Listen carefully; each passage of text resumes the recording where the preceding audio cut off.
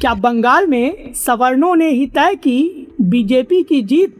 क्या देश की जनता भूल गई यूजीसी का जातिवादी फरमान? क्या बंगाल चुनाव में नहीं चला यूजीसी वाला दांव? और आखिर किस चुनाव में दिखेगी सामान्य वर्ग की राजनीतिक ताकत?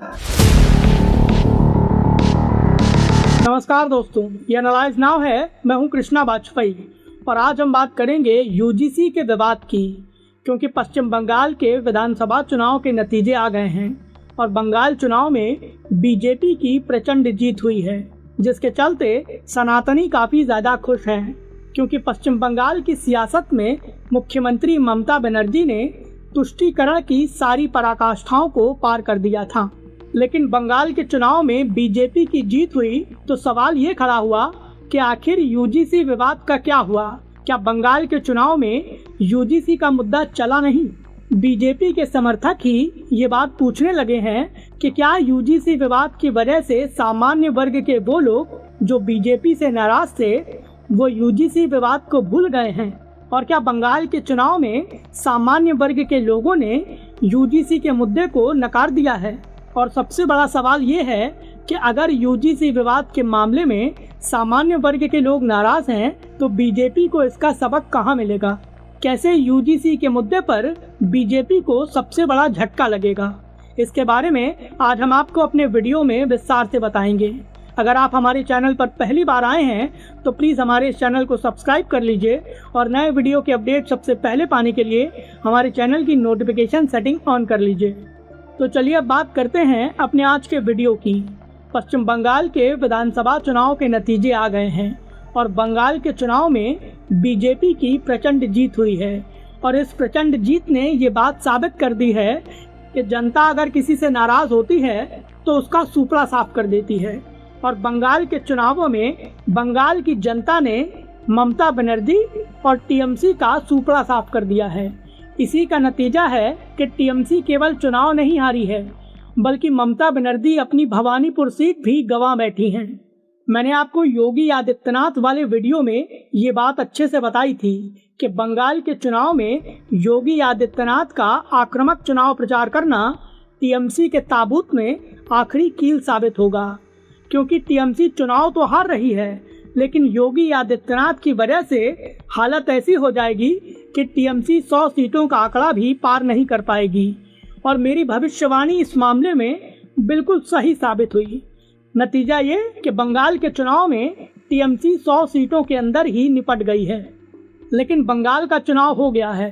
बीजेपी के समर्थक खुश हैं कि ममता बनर्जी के कुशासन का अंत हो गया।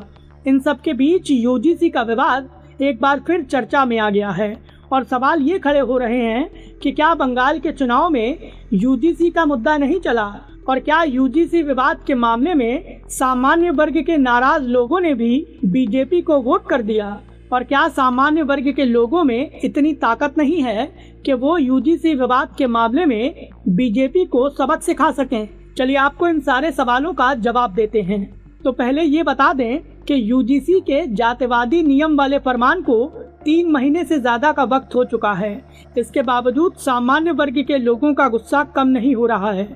तो सवाल फिर वही आ जाता है कि यूजीसी विवाद के बावजूद, सामान्य वर्ग की नाराज़गी के बावजूद बीजेपी ने बंगाल में जीत कैसे हासिल कर ली? तो बता दें कि बंगाल के चुनावों में यूजीसी का विवाद कोई मुद्दा ही नहीं था। बंगाल में बीजेपी ने जातिवाद के मुद्दे पर चुनाव नहीं लड़ा था। बीजेपी का मुद्दा केवल और केवल हिंदुत्व था और ममता बनर्जी के मुस्लिम तुष्टीकरण के खिलाफ बीजेपी का हिंदुत्व का एजेंडा काम कर दिया। बंगाल में कानून व्यवस्था, इंडस्ट्रीज की कमी, महिलाओं की सुरक्षा को लेकर ममता बनर्जी के खिलाफ लोगों में सबसे ज़्यादा गुस्सा था और बीजेपी ने इस गुस्से को भुना लिया था। बंगाल की जनता का गुस्सा जब निकला तो कुछ ऐसा निकला कि केवल टीएमसी नहीं हारी बल्कि ममता बनर्जी खुद भवानीपुर सीट से चुनाव हार गईं। बंगाल में सामान्य वर्ग के लोग यानी बंगाल का भद्र लोग ही चुनाव का एजेंडा डिसाइड करता है और बंगाल के उस भद्र लोग ने भी बीजेपी को इस बार खुलकर अपना समर्थन दिया था, जिसके चलते बीजेपी के लिए बंगाल की सत्ता पर कब्जा करना काफ़ी आसान हो गया।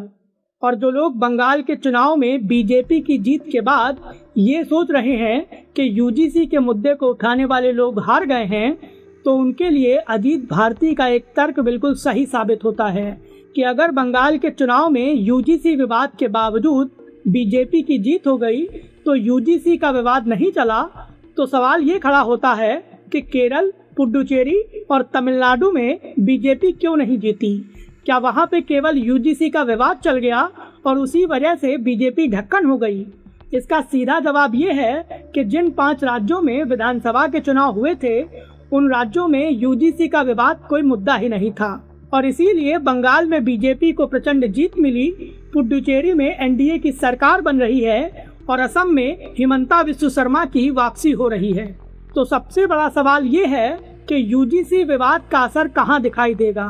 कहाँ यूजीसी विवाद के मुद्दे पर बीजेपी को सामान्य वर्ग के लोग अपनी ताकत दिखाएंगे?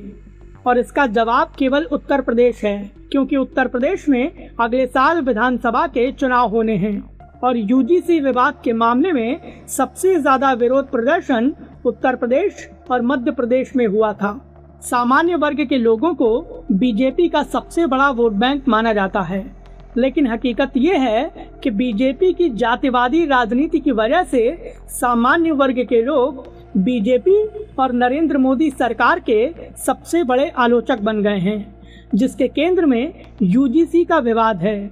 यूपी में सामान्य वर्ग के लोग खुलकर यूजीसी के मामले में बीजेपी और मोदी सरकार की आलोचना कर रहे हैं और ये दावा कर रहे हैं कि यूजीसी विवाद की वजह से सामान्य वर्ग के लोग यूपी में बीजेपी को एक बहुत बड़ा सबक सिखाएंगे। सामान्य वर्ग के लोगों के गुस्से का ही असर है कि कभी रवि किशन भगवान परशुराम की बात करते हैं तो कभी प्रधानमंत्री नरेंद्र मोदी त्रिशूल और डमरू हाथ में लेकर फोटोशूट कराते हैं। ये बताता है कि बीजेपी उत्तर प्रदेश के चुनाव को हिंदुत्व के एजेंडे पर ले जाने की कोशिश कर रही है। उत्तर प्रदेश में 20 से 25% सामान्य वर्ग के लोग हैं और बीजेपी को ये बात अच्छे से पता है कि उसने यूजीसी विवाद की वजह से अपना 10% का वोट बैंक खो दिया है। ये वो वोट बैंक है जो बीजेपी का कट्टर समर्थक है। ये किसी दूसरी पार्टी को वोट नहीं करता है। मतलब ये कि इस बार के विधानसभा चुनाव में बीजेपी का 10% वोट बैंक घर पर ही बैठेगा और ये वोट डालने नहीं जाएगा। और अगर ये वोटर मतदान केंद्र में नहीं पहुंचा तो बीजेपी को सबसे ज्यादा नुकसान होगा। नतीजा ये कि योगी आदित्यनाथ मुख्यमंत्री नहीं बन पाएंगे। इसीलिए ये सीधे तौर पर स्पष्ट हो रहा है कि यूजीसी विवाद के मामले में बीजेपी को सबसे बड़ा नुकसान केवल और केवल उत्तर प्रदेश में होगा। अब देखना ये होगा कि यूजीसी विवाद को लेकर सामान्य वर्ग के लोगों के अंदर जो नाराजगी है, बीजेपी उस डैमेज को कैसे कंट्रोल करती है। फिलहाल हमारे इस विश्लेषण को लेकर आपकी क्या राय है, प्लीज़ हमें हमारे कमेंट बॉक्स में ज़रूर बताएं। वीडियो पसंद आया हो तो प्लीज़ इसे लाइक करें और हमें सपोर्ट करने के लिए हमारे इस वीडियो को ज़्यादा से ज़्यादा शेयर करें।